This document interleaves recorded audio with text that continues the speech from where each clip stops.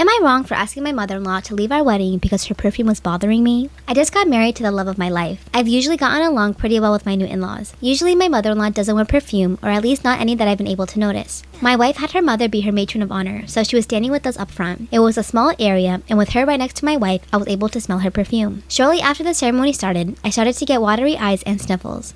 Our ceremony was supposed to only last 20 minutes max, so I thought I would just push through unless it got worse. It didn't get worse until after the ceremony when my new mother-in-law hugged me. Itchy eyes, itchy throat, and headache got added to the mix. My wife asked if I was alright, and I told her I think her mother's perfume was getting to me. We had someone go get some allergy medication. I took one, but it didn't do a whole lot, and I started to feel out of it. We get to the reception, and we started to do our group photos, and I couldn't do photos with my mother-in-law in them. I told my wife we needed to figure something out because my symptoms weren't letting up, and I didn't want to be out of it from taking more meds for our reception or have to leave our own reception. My wife asked her mother to keep some distance between us to try to make it easier for me. It didn't really. That perfume followed her like a damn cloud. Then my wife asked her mom to try and wash wherever she dabbed her perfume, but mother-in-law said she hadn't dabbed it on. She spritzed herself, so it was on her dress too. At that point, they said they were out of ideas and there wasn't anything we could do. I said there was one more thing and suggested that maybe mother-in-law leave to change her dress and then come back, or even just go to a nearby thrift store or something and get any kind of clothes. I'd even pay for them. I asked mother-in-law to either please to do that or leave and we'd visit later with cake because it was getting to the point that I would have to leave. My wife and mother-in-law objected to this because my wife wanted her mom there the whole time. I understand the day was big for my wife and she wanted her mother there, and I wanted her there too, but I wasn't able to enjoy my own wedding. I wound up sitting outside with some of my family and groomsmen. I started to feel better, and when I did, my wife came out and asked if I'd be going back inside. I told her no, so long as her mom was still there and hadn't changed.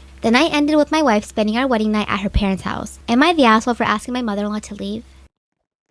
Am I the asshole for asking my 27 male, unemployed girlfriend, 24 female, to get a job? Half a year ago, my girlfriend got me a great job in a new career path we both decided to take. It normally takes newbies 2+ years to get this kind of job she got me. The job was offered to her first, and it's a family connection, but she gave it to me because she saw how stressed out I was about not being able to get a job. Instead, she accepted an unpaid internship that would have turned into a full-time position, but her boss treated her so poorly that it took a toll on her mental health. She ended up leaving after 2 months. I told her she could relax for a while before starting her studies again, if she ever wanted to, and I told her that she didn't even need a job because I could support both of us. She's given herself the duties of cooking us elaborate meals, cleaning, and doing all of the chores. She's gotten me presents to help make my job easier and makes me coffee throughout the day. I work from home. I am very grateful for everything she does. My job has been stressful since day one. I work 12 to 13-hour days and I work on weekends. I haven't been able to spend much time with my girlfriend. She claims to understand, but she's constantly upset that we don't hang out anymore. She told me that she knows it isn't my fault and isn't demanding more, but she's sad about it. We got into a huge fight the other day because she asked if that little time we spent together could be more meaningful. I felt like she was demanding more out of me. I have so little personal time as is, and I think she wanted me to allocate more of that to her. I admittedly say mean things when I'm angry, so I called her a selfish person and said that she only pretends to care about me, but that everything she does is self-serving. Then I told her I felt trapped and smothered. I realized recently that my girlfriend being unemployed puts a lot of pressure on me. Even if I can't reduce my hours and I make enough for both of us, I want her to be able to support herself if something happened. I told her that this pressure makes me feel trapped. Then I said that having to worry about whether or not she's happy stresses me out more than I already am. I told her that I'm the unhappiest I've ever been in my life and that a large part of this is our relationship, but if she got a job, a lot of these feelings would go away. She said that she would find a job so I could stop feeling this way, and the issue seemed resolved. But there have been a few times since then where I've walked into a room she's in and she's been visibly crying. When I ask her what's wrong, she says she doesn't want to talk about it because she doesn't want to stress me out more. I have a feeling it's about the fight we had the other day, but she won't talk to me about it. I don't think I said anything wrong by asking her to get a job. I was being honest about how I felt, but it clearly hurt her. So am I the asshole?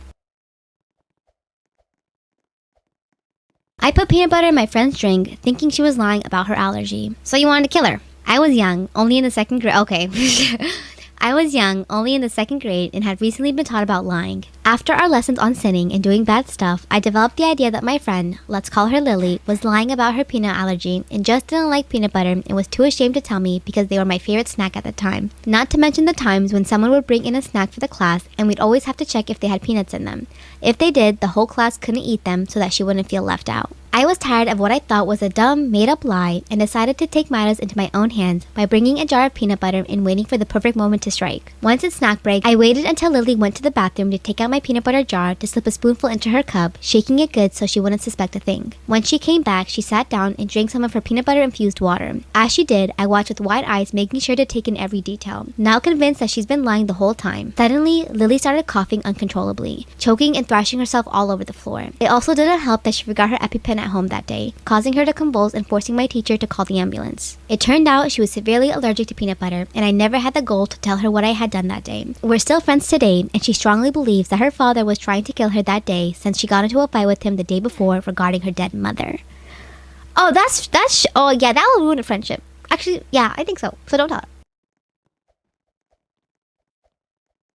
She's going to get what's coming to her. 3 years ago, my 22 male, sister 15 female, started herself on a downward spiral which has ended with the entire family cutting her off. And now her lies and mistakes are catching up to her, and it's only a matter of time before she wakes up to the nightmare she left in her wake and it all bites her in the ass. 3 years ago when she was 12, I came home to my mother crying in the kitchen. She never does this, so my thought was that my Nana had died. Nope, my sister had accused her of, as she put it, historic abuse. Police were called, social workers were brought in, my mother was nearly arrested. The only defense my mother had was me. I still lived at home and told the police I never heard anything while in the house. That same night, I chased her through my city and had the biggest panic attack of my life. Months later, she admitted it was all a lie and she just wanted to get her own way. Since then, every single time she doesn't get her own way or she isn't the center of attention, she pulls the abuse card or she runs away. In that same time, she is self-diagnosed with ADHD and bipolar. She googled what they were and decided that was her excuse. She also called my mother a failure of a parent and instead wanted to live with the father who is a criminal and has never been present in her life by his own choice. 6 months or so ago, she ran out of excuses for my mother.